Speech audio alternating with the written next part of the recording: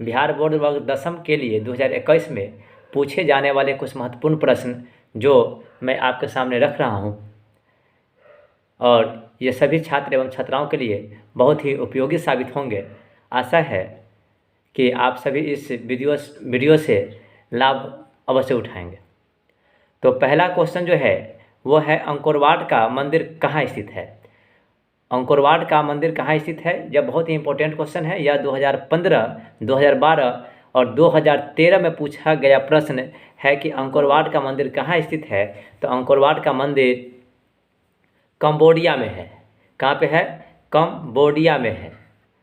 हिंद चीन में अंतिम युद्ध की समाप्ति के समय अमेरिकी राष्ट्रपति कौन थे? हिंद चीन में अंतिम युद्ध की समाप्ति के समय अमेरिकी राष्ट्रपति कौन थे? तो इसका आंसर है निक्सन। और उसके बाद है कि लखनऊ समझौता, यह लखनऊ समझौता जो है वह मुस्लिम लीग तथा कांग्रेस के बीच में हुआ था। तो क्वेश्चन पूछता है कि लखनऊ समझौता किस वर्ष हुआ था। तो अगर ये पूछते कि लखनऊ समझौता किसके किसके बीच हुआ था, तो लखनऊ समझौता कांग्रेस और मुस्लिम लीग के बीच समझौता हुआ था, और यह 1916 में हुआ था। कब हुआ था? 1916 में हुआ था। भारत में खिलाफत आंदोलन कब और किस देश के शासक के समर्थन में शुरू किया गया? भारत में खिलाफत आंदोलन कब और किस देश के शासक के समर्थन में शुरू किया गया था? तो यह 1920 में तुर्की के समर्थन में किया गया था। किसके समर्थन में? तुर्की के समर्थन में। और कब? तो 1920 में। अब बोल रहा है, कौन सा सामाजिक वर्ग बुद्धिजीवी वर्ग के रूप में उभर कर सामने आया? यह भी इम्पोर्टेंट क्वेश्चन है कि कौन सा सामाजिक वर्ग बुद्धिजीवी वर्ग के रूप में उभर कर आया? यह 2018 में पूछा गया प्रश्न है, और इसमें आंसर है मध्यम वर्ग। इसका आंसर है मध्यम वर्ग। इंग्लैंड में मुद्रण कला को पहुंचाने वाला कौन था? इंग्लैंड में मुद्रण कला को पहुंचाने वाला कौन था? तो इसका आंसर है कैस्टन। इंग्लैंड में सभी स्त्री एवं पुरुषों को व्यस्क मताधिकार कब प्राप्त हुआ? VVI एवं BM क्वेश्चन है, बोर्ड मॉडल क्वेश्चन है। 2018 का पूछा गया प्रश्न है कि इंग्लैंड में सभी स्त्री एवं पुरुषों को व्यस्क मताधिकार कब प्राप्त हुआ? तो इसका आंसर है 1928 में। 1917 में भारत में पहली बार जूट मिल किस शहर में स्थापित किया गया था? 1917 में भारत में पहली बार जूट मिल किस शहर में स्थापित किया गया था? तो इसका आंसर है कलकत्ता में। यानी कि प्रथम बार जूट मिल का जो कारखाना लगा वह कहाँ लगा? कलकत्ता में लगा। और कब लगा? तो ऊपर क्वेश्चन में दिया गया है कि 1917 में। अगर यह पूछ दे कि कब लगा जूट मिल, कब कलकत्ता में बैठा, तो वह 1917 में। बम्बई में सर्वप्रथम सूती कपड़ों के मिलों की स्थापना कब हुई? बम्बई में सर्वप्रथम सूती कपड़ों के मिलों की स्थापना कब हुई? तो इसका आंसर है 1851 में। बम्बई में सर्वप्रथम सूती कपड़ों के मिलों की स्थापना कब हुई? तो 1851 में। फिर है कि विश्व की 4100 मछलियों की प्रजाति में भारत में कितने प्रजातियां पाई जाती है? यानी विश्व की 4100 मछलियों की प्रजातियों में भारत में कितनी प्रजातियां पाई जाती है? तो इसका आंसर है 1693 प्रजातियां। यानी कुल प्रजातियों में 1693 प्रजाति जो है भारत में पाई जाती है।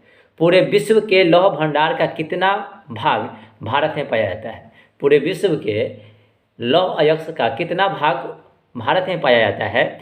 तो इसका आंसर है कि 25% भाग जो है भारत में पाया जाता है। 25% भाग लौह अयस्क जो है पूरे विश्व का, वह कहाँ पाया जाता है? तो भारत में पाया जाता है। एक यूनिट विद्युत का अर्थ होता है, एक यूनिट विद्युत का अर्थ होता है 1000 वाट बिजली। 1000 वाट बिजली। उसके बाद कह रहा है कि इनमें से कौन सजीव केवल भारत में ही पाया जाता है? इनमें से कौन सजीव केवल भारत में ही पाया जाता है? यह 2018 का पूछा गया प्रश्न है कि कौन सा सजीव है जो सिर्फ भारत में पाया जाता है? तो वह है डॉल्फिन। तो आप लोगों को यह भी याद कर लेना, समझ लेना है कि डॉल्फिन जो मछली है, जो सिर्फ और सिर्फ ये भारत में ही पाए जाते हैं, और किसी अन्य देश में यह पाया नहीं जाता है। उसके बाद है कि पंजाब में भूमि निम्नीकरण का मुख्य कारण निम्न में से कौन है। पंजाब में भूमि निम्नीकरण का मुख्य कारण इनमें से कौन है, तो अधिक सिंचाई। इसका आंसर है अधिक सिंचाई। उसके बाद है कि वर्ष 1975 में भारतीय राजनीति में किस लिए जाना जाता है, यानी भारतीय राजनीति को किस लिए जाना जाता है, तो इसका आंसर है कि देश में आपातकाल लागू होने के लिए जाना जाता है। यानी कि 1975 में जो इंदिरा गांधी की सरकार थी वह 1975 में पूरे भारतवर्ष में आपातकाल लगा दिया गया था इंदिरा गांधी के शासनकाल में। इसलिए इस वर्ष को लोग भारतीय राजनीति के लिए अधिक जानते हैं। लोकसभा में निर्वाचन हेतु कुल सीटों की संख्या है, तो 543। लोकसभा में निर्वाचन हेतु कुल सीटों की संख्या कितनी है, तो 543। राजनीतिक दलों की मान्यता और उसका चिन्ह किसके द्वारा दिया जाता है, यानी कि राजनीतिक दल जो बनते हैं, राजनीतिक दल है वो जब बनते हैं तो उसका प्रतीक चिन्ह जो है किसके द्वारा दिया जाता है, तो वह इसका आंसर है निर्वाचन आयोग द्वारा। किसके द्वारा, निर्वाचन आयोग द्वारा। उसके बाद है किस वर्ष जनता दल में विभाजन हुआ और लालू प्रसाद के नेतृत्व में राष्ट्रीय जनता दल का गठन हुआ। किस वर्ष जनता दल का विभाजन हुआ और लालू प्रसाद के नेतृत्व में राष्ट्रीय जनता दल का गठन हुआ, तो यह है 1997 में। इसका आंसर क्या होगा, 1997 में। भारतीय जनसंघ के स्थान पर भारतीय जनता पार्टी का गठन कब हुआ था। भारतीय जनसंघ के स्थान पर भारतीय जनता पार्टी का गठन कब हुआ, तो भारतीय जनता पार्टी का गठन 1980 में हुआ था। कब हुआ, 1980 में भारतीय जनता पार्टी का गठन किया गया।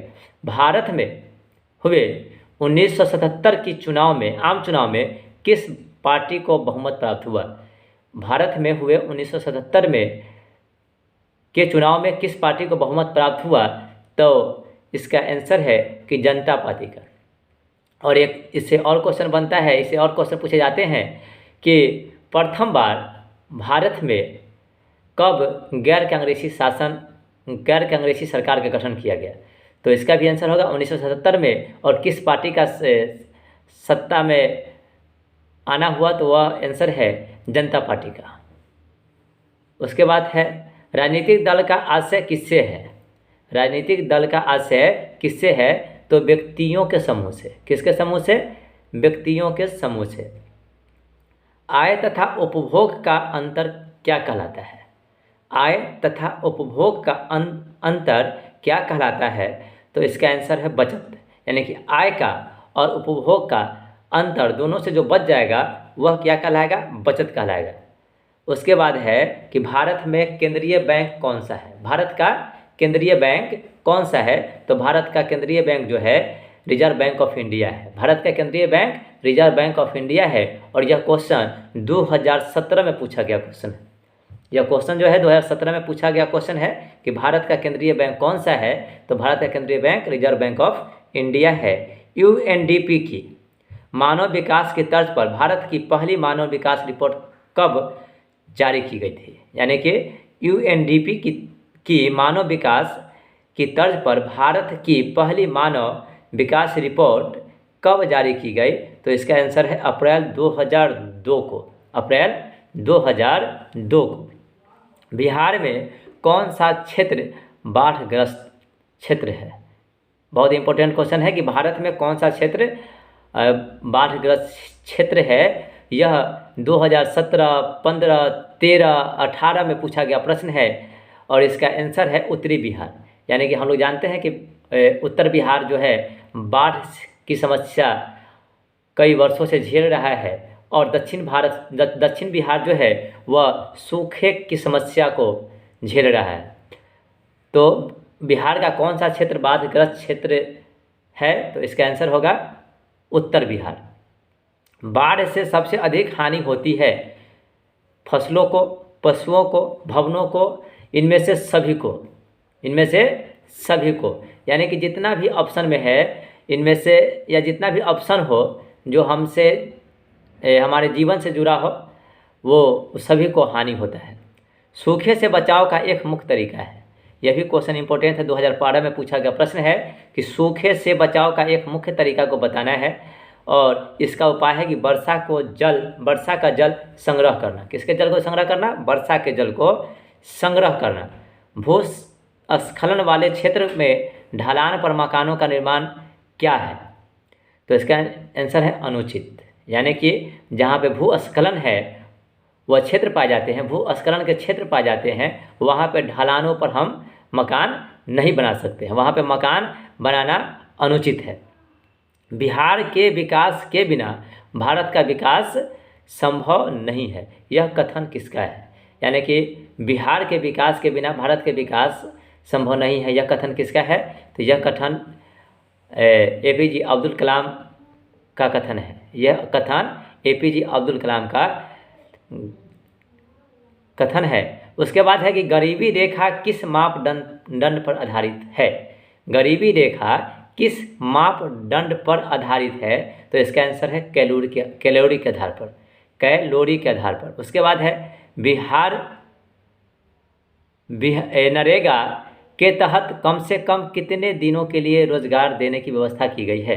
नरेगा के तहत कम से कम कितने दिनों के लिए रोजगार देने की व्यवस्था की गई है? तो इसका आंसर है 100 दिनों की। कितने दिनों की? 100 दिनों की। भारत की पहली राष्ट्रीय मानव विकास रिपोर्ट NSDR में विकास के पैमाने पर किस राज्य का रैंक सबसे ऊपर था?